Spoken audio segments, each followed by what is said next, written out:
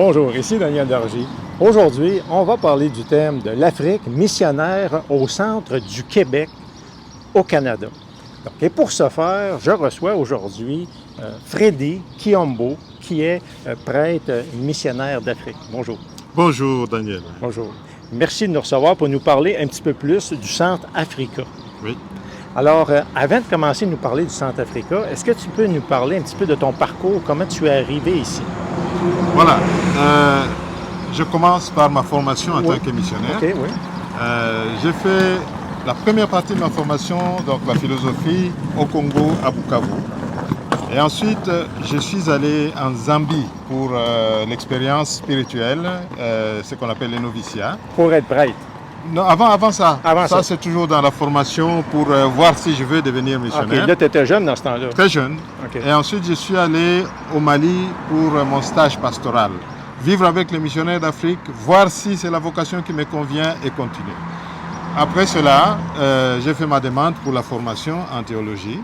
Et on m'a envoyé d'abord en Irlande pour apprendre l'anglais convenablement et ensuite aller faire la théologie en Angleterre. Donc, j'ai passé 4 ans en Angleterre.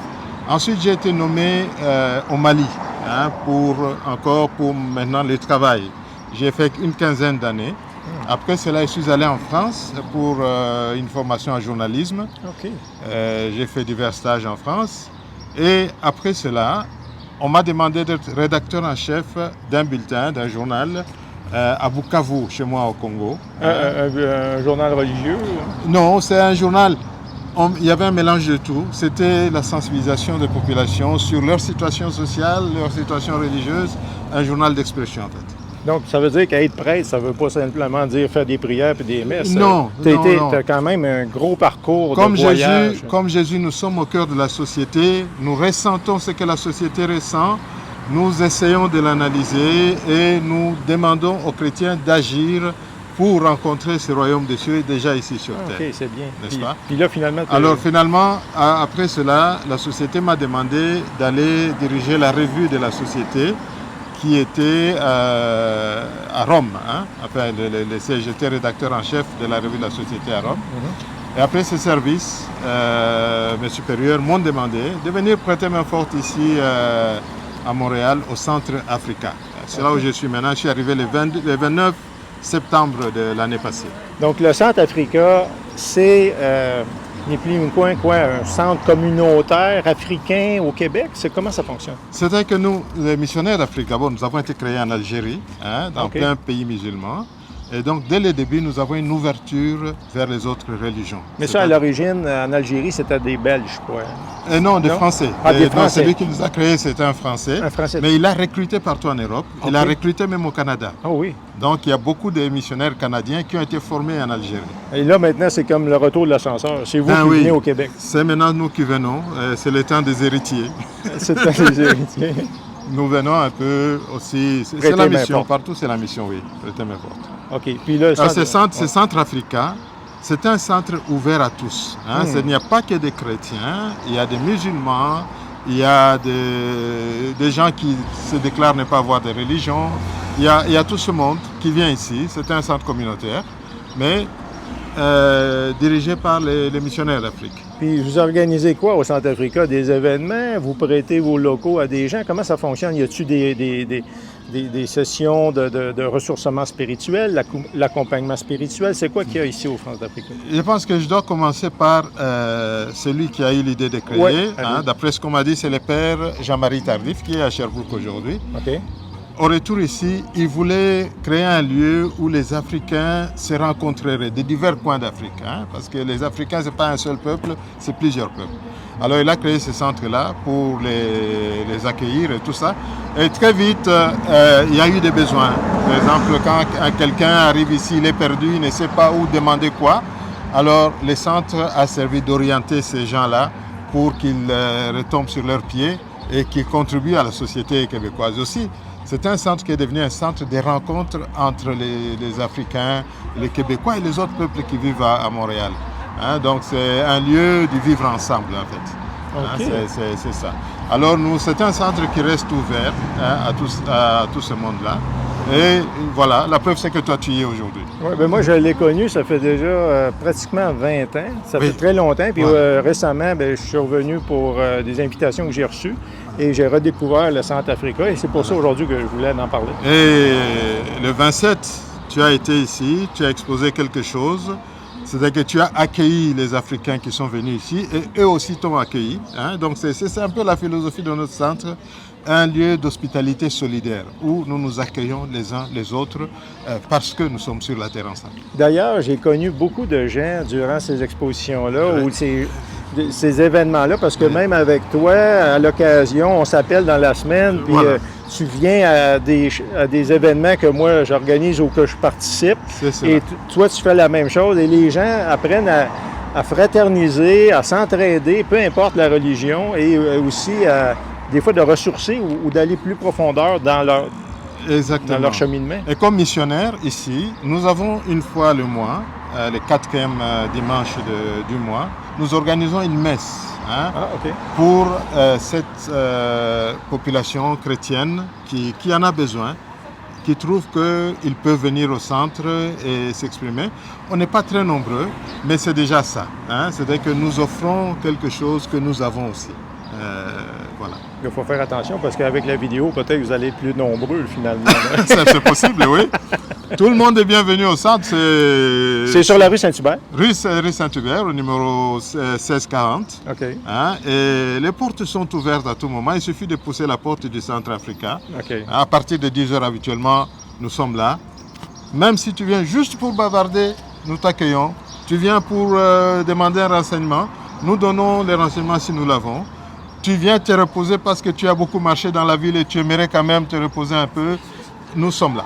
Okay, c'est le centre africain, c'est une maison pour tous. Puis vous pouvez aussi guider les gens du côté un petit peu plus spirituel si vous voulez faire un accompagnement peut-être, non? Bien sûr, oui? il y a des gens, les chrétiens demandent, hein, Ouais. ceux qui en ont besoin, ils demandent pour un accompagnement spirituel. Donc nous sommes prêtres, ceux qui sont prêtres, ils accueillent, nous avons aussi des frères.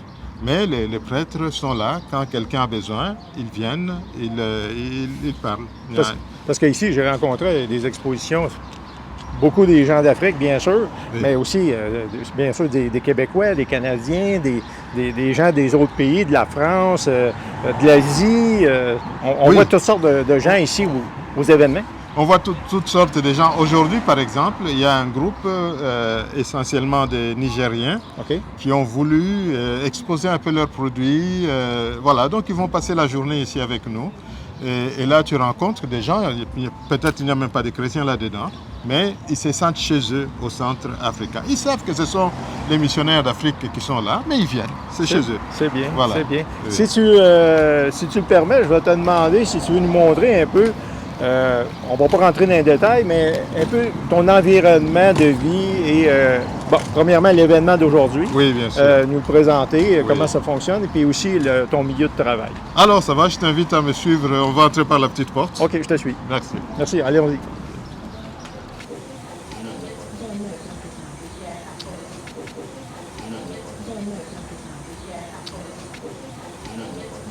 Alors, ici, nous sommes dans la plus grande salle du Centre Africa. Elle est petite, mais pour nous, c'est quand même une grande salle parce qu'elle peut accueillir des gens qui viennent ici pour diverses choses. Hein. Ici, aujourd'hui, nous recevons un groupe de femmes businesswomen voilà, qui viennent exposer les produits qu'elles ont. Hein. Donc, vous pouvez les voir dans leur diversité. C'est des Africains pour la plupart.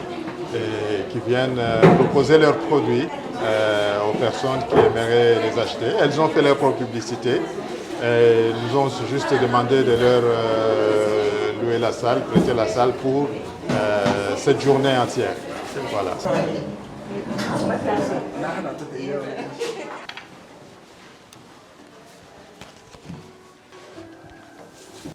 Alors, Frédé, on est maintenant dans ton bureau, l'endroit où tu travailles.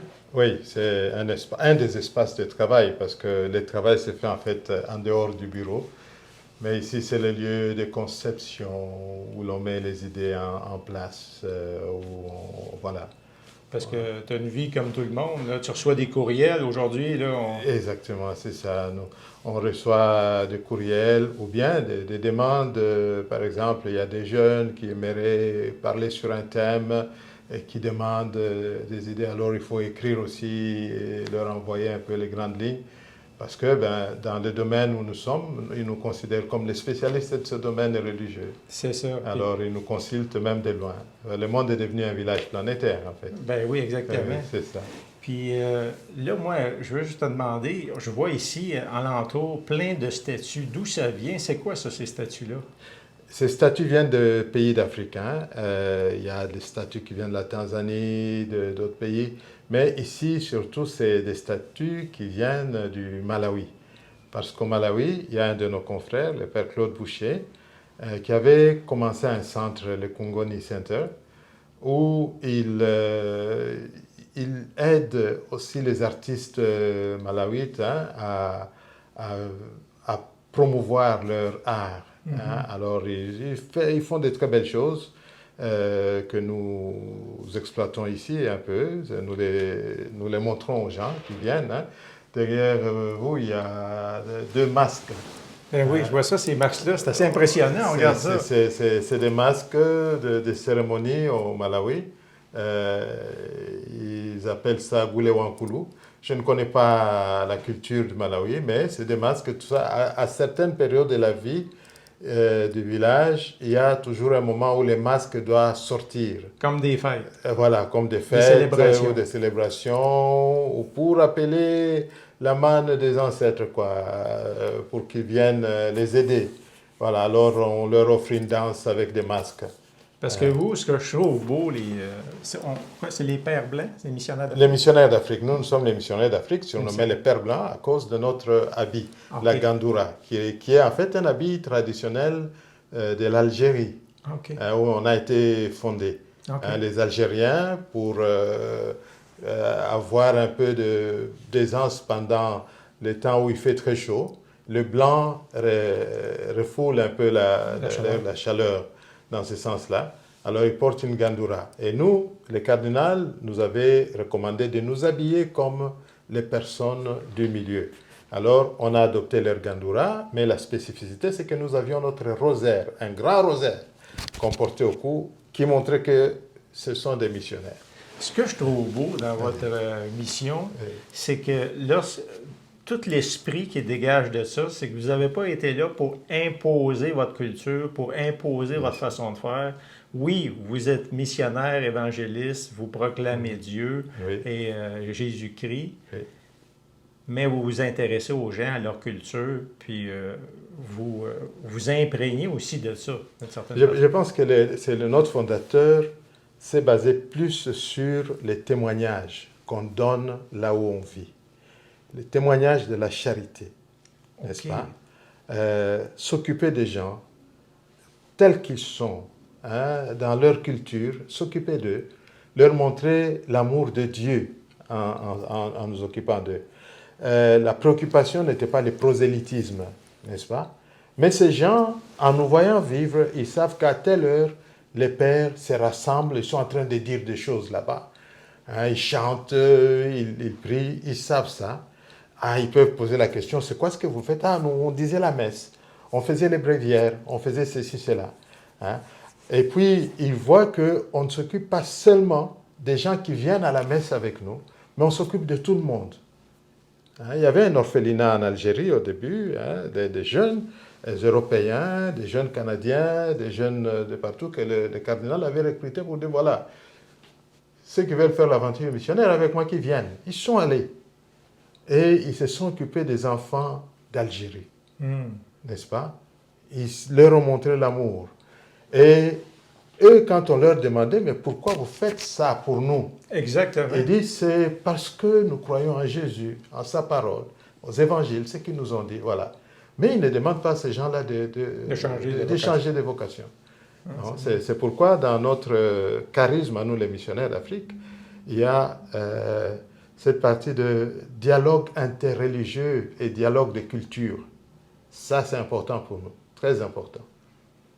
Dans ces dialogues-là, nous disons qui nous sommes. Nous sommes les disciples de Jésus. D'ailleurs, là, Ces il y a un apôtres, père voilà. ici que je connais, que j'ai entrevu, à qui j'ai parlé, c'est déjà ici depuis longtemps, le Oui, père oui. Gilles, je crois. Oui, oui, Gilles Barrette. Lui, il est Euh, un spécialiste là, dans des discussions interreligieuses, parce Interreligieux. il a beaucoup lu plusieurs Bien, années sur le Coran, puis il est prêtre, il y a la Bible, oui, oui, puis bien il sûr. organise des rencontres, je crois. Bien sûr. Des gens qui veulent juste par curiosité et savoir, voilà, le christianisme c'est quoi, tout ça. Il est très bien placé parce qu'il connaît le monde musulman et le monde des chrétiens. Donc, il peut faire ce pont-là entre deux. Donc, nous sommes dans ça. Les plus importants pour nous, c'est les témoignages, Les témoignages. n'est-ce pas? Notre fondateur n'est pas canonisé. Ça, ce n'est pas très important pour nous. Mais les jeunes aujourd'hui, les jeunes missionnaires souhaitent qu'il le soit. Mais bon, on ne force pas ces choses-là. Un mauvais arbre ne donne pas de bons fruits. Hein? Alors moi, c'est mon petit dada. J'ai dit, si nous avons fait un travail apprécié en Afrique, c'est que le cardinal Lavigérie a produit de bons fruits. Et pour cela, nous les vénérons vraiment.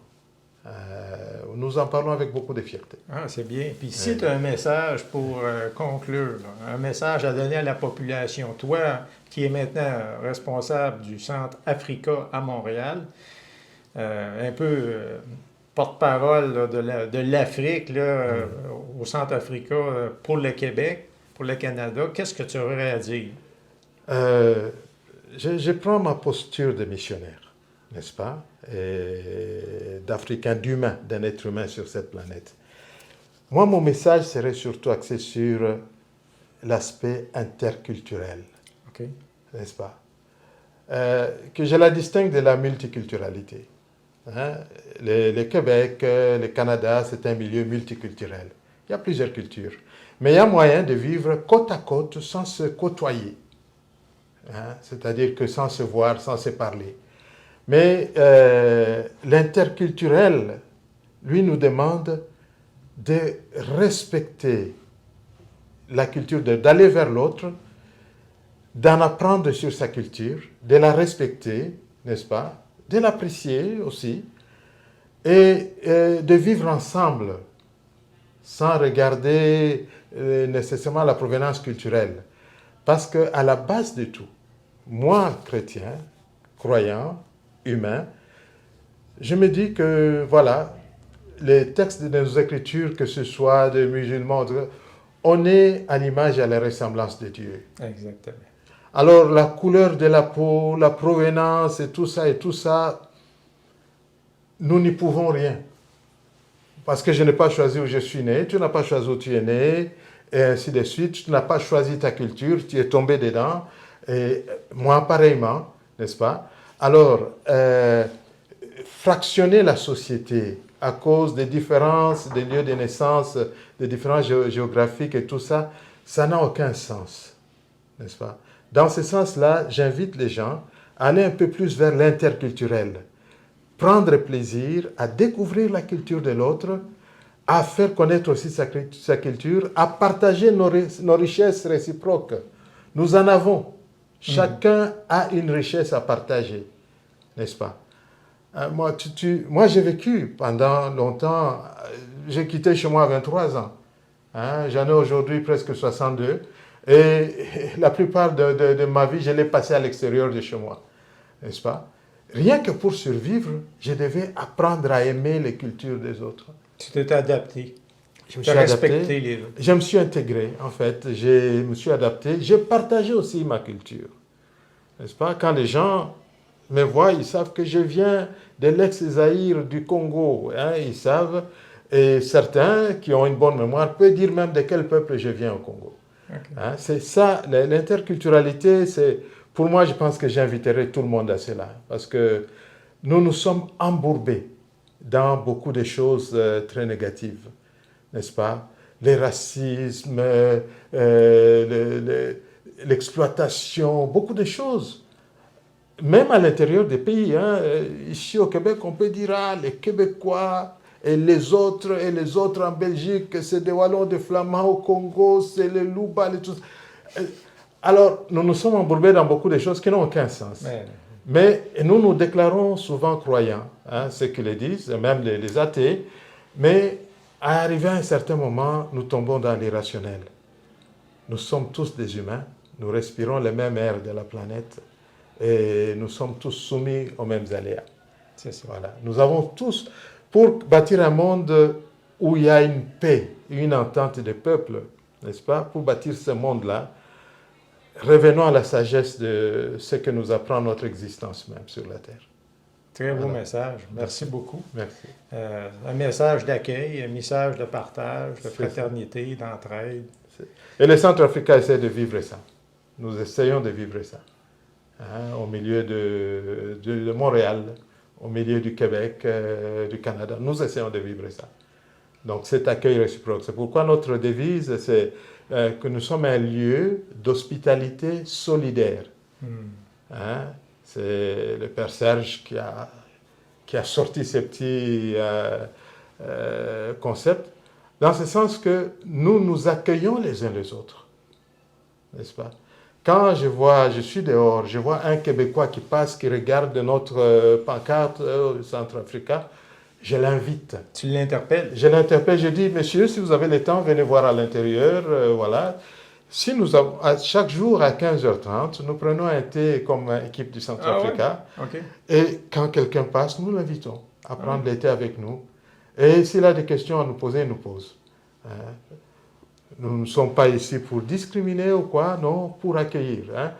Les populations québécoises nous accueillent et nous aussi, nous les accueillons chez eux. Et dans l'équipe, il y a des Québécois. Hein, c'est un accueil réciproque. Et c'est ça, je pense que le monde gagnerait à aller dans ce sens-là. Mais moi, je le note aussi, en passant, avant de conclure, je le note aussi dans plein d'événements ou de rencontres que je fais. Oui.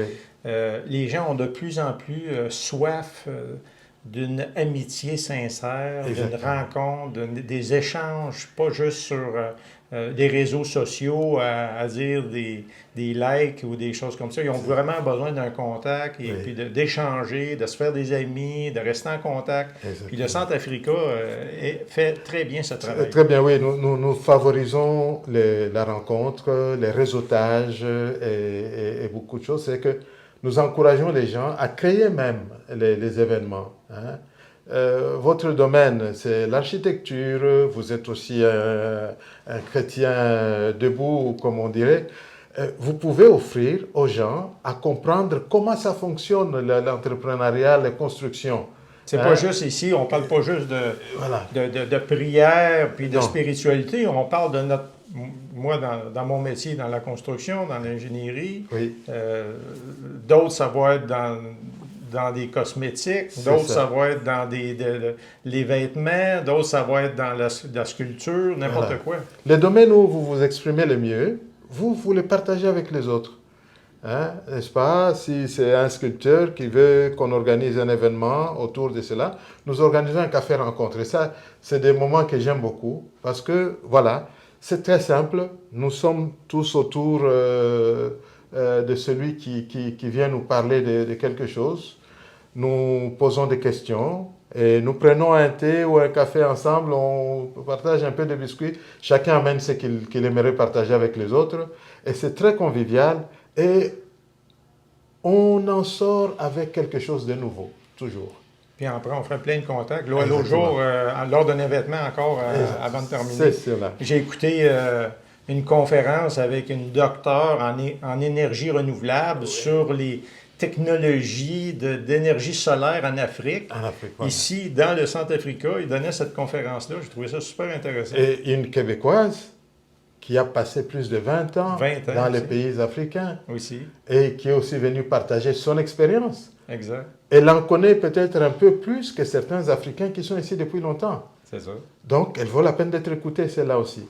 Alors, c'est un centre où nous vraiment favorisons ce genre d'échanges. C'est très important.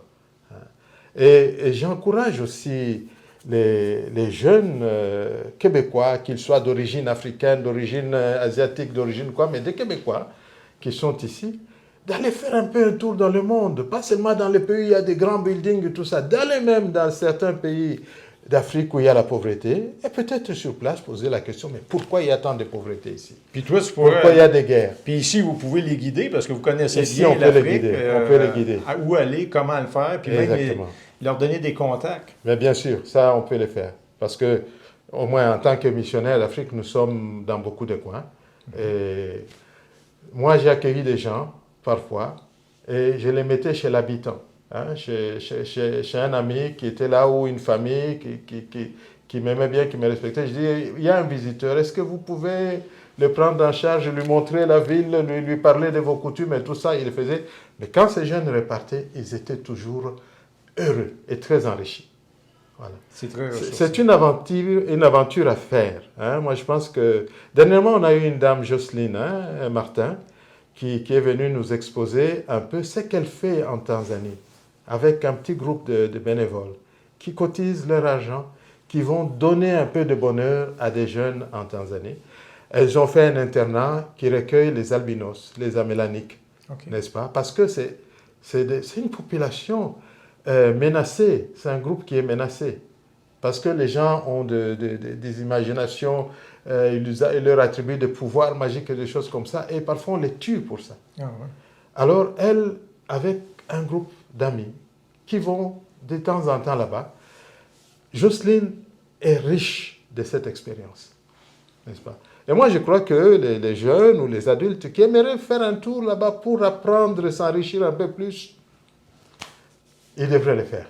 C'est beau, c'est un beau message. En tout cas, c'est plus que je pensais quand j'ai commencé à faire l'entrevue avec toi. Moi, je pensais que tu allais juste nous parler de la journée ici, mais je m'aperçois que vraiment, ça rejoint le thème qu'on voulait parler aujourd'hui. C'est que le Centrafrica, c'est l'Afrique missionnaire au Québec, au Canada, puis même à l'international. Bien sûr, bien sûr. Donc, merci encore de nous avoir reçus. Merci Daniel d'être passé. Voilà, et bien sûr, tes amis, ceux qui te connaissent, s'ils veulent venir faire l'expérience du Centrafrica, ils sont les bienvenus. Je n'hésiterai pas à communiquer. Et vous aussi, je vous invite à communiquer avec le Centrafrica. Freddy, présentement, qui est responsable du Centrafrica. Et sur ça, je vous remercie de votre écoute et à la prochaine. À la prochaine.